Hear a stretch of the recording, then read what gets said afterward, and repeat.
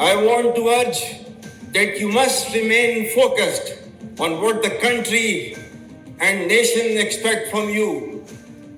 First and foremost is loyalty to the state of Pakistan and commitment to the constitutional role assigned to armed forces, besides maintaining highest standards of training, adaptation to technology-driven modern outlook, discipline, and moral values as enshrined in our ethos and rich military culture. I must advise you to foster virtues of courage, character, and competence. This commission demands from you the highest standards of personal and professional conduct and imposes on you an onerous responsibility to live up to the legacy of those who have served in the defense of motherland before you. We owe a lot to our nation, which has great expectations from you all.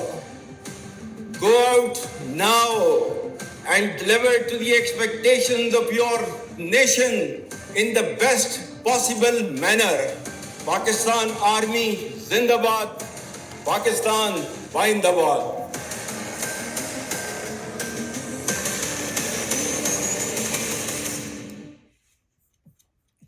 A'udhu billahi minash shaitanir rajeem. Bismillahir Rahmanir Rahim. In the name of Allah, the most gracious and the most merciful.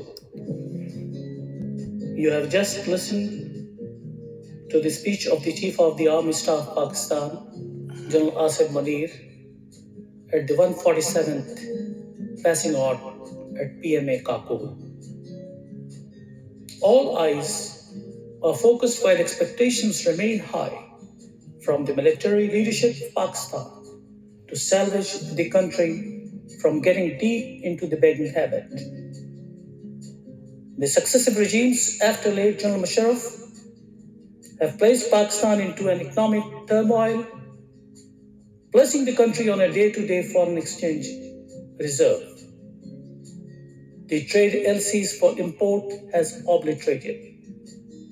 Chinese loan repayments in a volume of $3 billion is due before the end of May, the end of current fiscal year. Though the rest of the $4 billion have been rolled over for next year's payments by the international donors, considering the disastrous effect of floods towards Pakistan's economy this year. Most analysts believe that the trip of the army chief to Beijing may have been an attempt to rescue crippling economy of the country while securing concessions on Chinese repayment of loans. However, it seems highly unlikely to secure concessions from China. As a scholar on Pakistani leadership, I feel that institutional leadership like General Dwight Eisenhower is needed by Pakistan, who could turn World War II defeat into victory at Normandy. To me, after listening carefully and closely to his speech at Kakul's 147th parade yesterday in an official video clip received by me this morning, I strongly feel that the posture, exposure, body language, and the choice of words of General Asim Munir provides a sigh of relief expected deeply from the military leadership of Pakistan. He emerged as a world-class leader at Kakul while expressing objectives on Kashmir, Afghanistan, and the region in meeting internal and external threats. Please, do not create assumptions of any lust for power by the military leadership. The failure in meeting the national budget in the incoming financial year looks unpromising from the bunch of civilian leadership united under the shade of power to rule the country. Elections and no elections are not the issues of a common man. This issue is a priority for those holding the lust for power.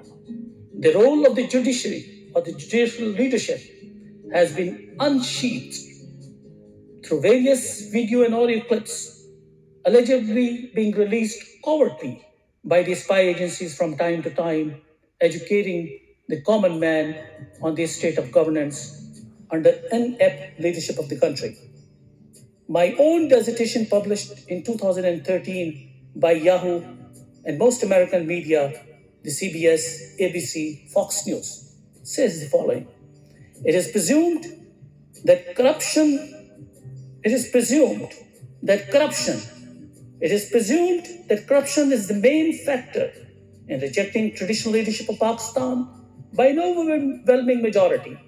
Pakistan's debt has surged from $38 billion at the time of military rule of General Musharraf to over $100 billion in 2016 after successive civilian regime or the civilian governments of former President Zardari and Prime Minister Nawaz Sharif.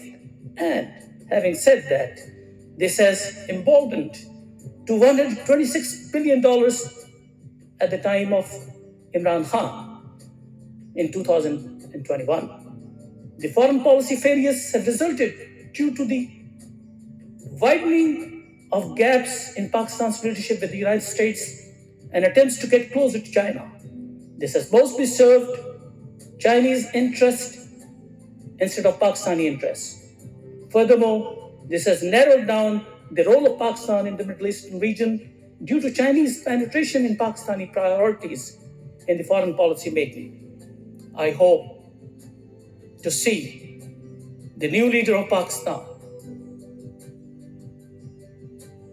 fighting at different fronts of economy, foreign policy, internal threats, and external threats to emerge as the new General Eisenhower